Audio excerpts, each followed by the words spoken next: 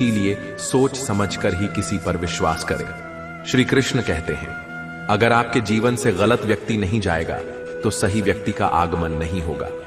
कौन क्या कर रहा है, कितना कर रहा है, कैसे कर रहा है, इन सब से आप जितना दूर रहोगे उतना ही खुश रहोगे। वक्त जरूर आता है पर सही वक्त पर ही आता है, इसलिए सब्र बनाए रखें। जो लोग आपका मुकाबला नहीं कर सकते वो लोग आपसे नफरत करने लगते हैं। मूर्ख लोगों से कभी विवाद मत करो। मूर्ख लोगों से विवाद करने पर नुकसान आपका ही होगा। ऐसे लोगों के साथ बहस होने पर आपकी कीमत ही गिर जाएगी। इसलिए जितना हो सके उतना मूर्ख लोगों से दूर ही रहो। गुरु से ज्ञान सीखो, पिता से संघर्ष सीखो और मां से संस्कार। बाकी जो बचा है वह दुनिया सिखा ही देगी। जहां जिसका दाना रहता है समय उसको अपने पास बुलाता है। कोई किसी के हक का नहीं खाता। केवल दो चीजों से संसार सारे रिश्ते खो देता है, एक गलतफहमी और दूसरा इंसान का अभिमान। भीड़ हमेशा उस रास्ते पर चलती है जो रास्ता आसान लगता है, लेकिन इसका मतलब यह नहीं कि भीड़ हमेशा सही रास्ते पर चलती है। अपने रास्ते खुद चुनिए, क्योंकि आपको आपसे बेहतर और कोई नहीं जानता। मन से ज्यादा उपजाऊ जगह कोई नहीं, क्योंकि वहां जो कुछ भी बोया जाएगा बढ़ता जरूर है, चाहे वे विचार हो, नफरत हो या फिर प्यार।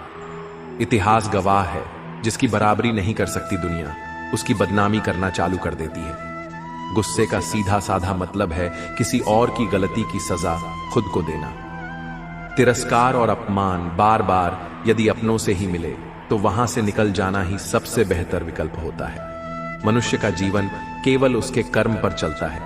जैसे कर्म होते हैं वैसे ही उसका जीवन होता है। जो किया है वह अवश्य सामने आएगा, क्योंकि कर्म किसी के सगे नहीं होते।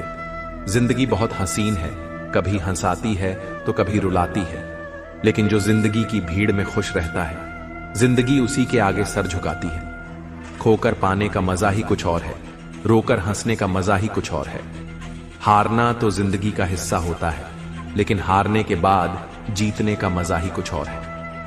अच्छा बनने के लिए किसी की नकल करने की जरूरत नहीं, खुद इतना अच्छा बनो कि लोग आपकी नकल करने लगे। पके हुए फल की तीन पहचान होती है, एक तो वो नरम हो जाता है, दूसरा वे मीठा हो जाता है, तीसरा उसका रंग बदल जाता है। जिसमें ये लक्षण ना हो वह कभी भी पका हुआ नहीं हो सकता।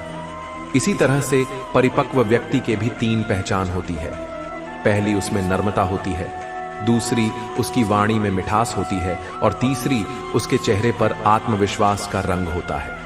तालाब सदा कुएं से सैकड़ों गुना बड़ा होता है, फिर भी लोग कुएं का ही पानी पीते हैं, क्योंकि कुएं